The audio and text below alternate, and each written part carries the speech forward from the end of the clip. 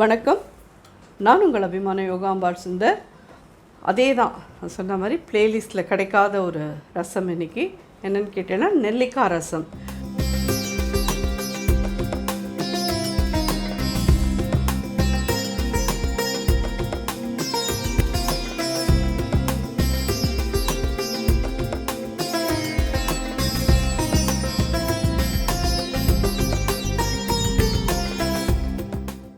நெல்லிக்காய் ரசம், நெல்லிக்காய் வந்து இந்த முழு நெல்லிக்காய் என்னான்னு ஒரு ஃபார்மில் கண்டிப்பாக எல்லாருமே எடுத்துக்க வேண்டிய ஒரு இது. ரிச் இன் விட்டமின் சி, அது வந்து எல்லாருக்கும் இந்த நாளில் தேவையாக இருக்குது. ஸோ இந்த நெல்லிக்காய் ரசம் எப்படி பண்ணுறதுன்னு பார்க்கலாம். ஏன்னா நெல்லிக்காய் சாப்பிட்றதுக்கு எல்லோரும் யோசிக்கிறோம்ல, இந்த மாதிரி ரசமாக வச்சு குடிச்சோன்னு வச்சுக்கோங்க. அட்லீஸ்ட் சூப் மாதிரி இதை குடிக்கவாது குடிச்சிடலாம் எல்லோரும். குழந்தையிலே கொண்டு விருப்பமாக சாப்பிட்டுடுவா. ஸோ இது பார்த்தீங்கன்னா இது ஒரு 7-8 நெல்லிக்காய் எடுத்துட்டுருக்கேன் நான். அத்தனையும் இதில் போடுறேன்.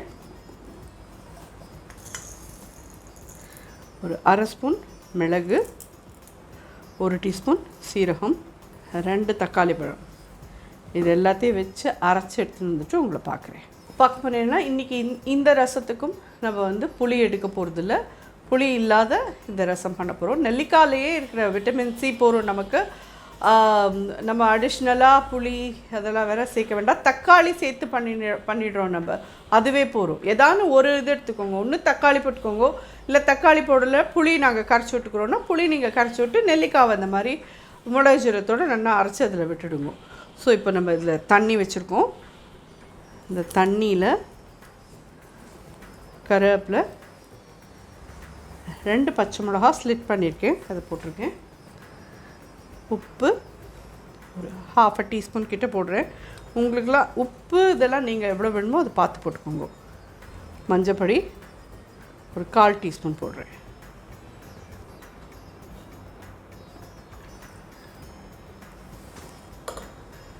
ஜஸ்ட் இது வந்துட்டு நம்ம ஜென்ரலாக பார்த்தீங்கன்னா பாக்கி எல்லா ரசமும் ஒரு 5 to 10 மினிட்ஸ்க்குள்ளே கொதிக்கணும் அப்படி சொல்லுவேன். இதுக்கு அப்படிலாம் எதுவுமே வேண்டாம். ஜஸ்ட் நம்ம அந்த அரைச்சின்னு வரும் பார்த்தீங்களா, மிளகு ஜீரகம் நெல்லிக்காய் தக்காளி அதை அரைச்சிடும் இல்லையா, அது இதில் விட்டுடலாம். அப்படியே நல்லா பொங்கி நுரைச்சி வந்ததுன்னா போகிறோம், ரசம் ரெடின்னு அர்த்தம். நெல்லிக்காயை விட்டதுக்கப்புறமாலாம் நல்லா கொதிக்கக்கூடாது. ஸோ வேணும்னா நீங்கள் இந்த ஸ்டேஜில் இதை கொதிக்க விட்டுக்கோங்க.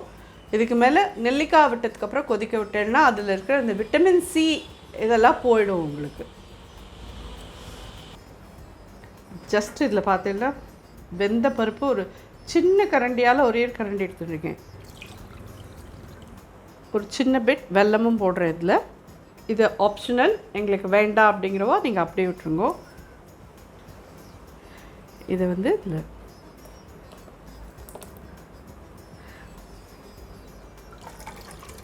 எவ்வளோ ரசம் வேணுமோ அவ்வளோ ரசம் விடலாம். நான் முன்னாடியே சொன்ன மாதிரி ஜஸ்ட்டு நுரைச்சி பொங்கி வரணும், அவ்வளோதான். இதை இறக்கி வச்சுட்டு கடுகு தாளித்தோன்னா ரசம் ரெடி. ஆட்லி இந்த ரசத்துக்கு வந்து நமக்கு ஒரு 5 மினிட்ஸ் கூட ஆகாது. பட் ரொம்ப ஹெல்தியான ரசம், ரொம்ப ரொம்ப நல்லாயிருக்கும்.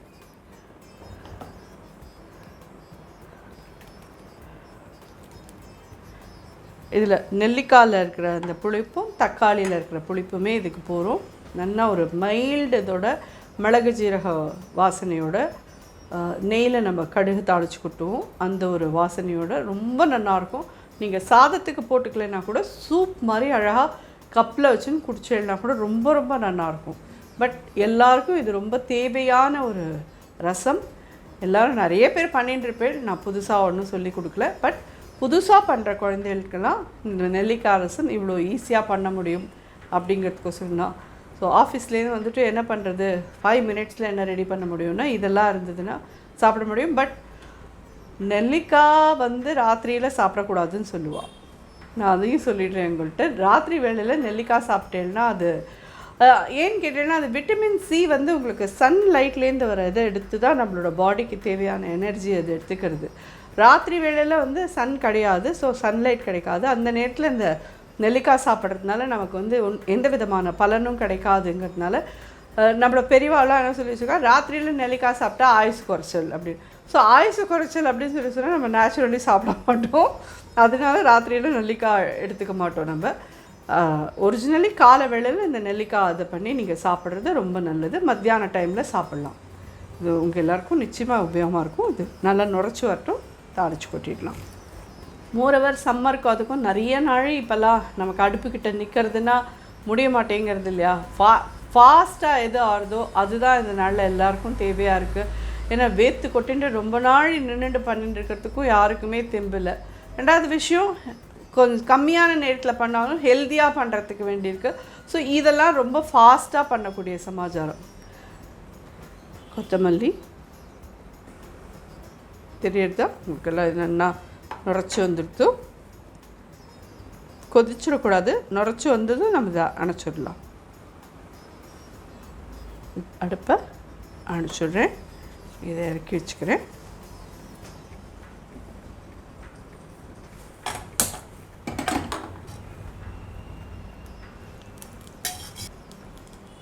கால் டீஸ்பூன் கடுகு, ஒரே ஒரு மிளகாவத்தல், ஜிபிசி பெருங்காயத்தூள் ஒரு 1/4 ஸ்பூன். இப்போ பார்க்க போனோம்னா இது வரைக்கும் நம்ம பெருங்காயம் அதில் போடலை, மேலே இந்த மாதிரி தாளித்து கொட்டிடுவோம்.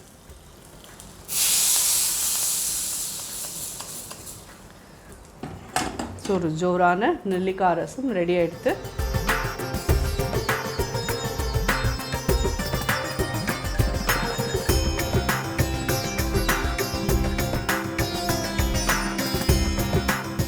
கண்டிப்பாக எல்லோரும் ட்ரை பண்ணுங்க.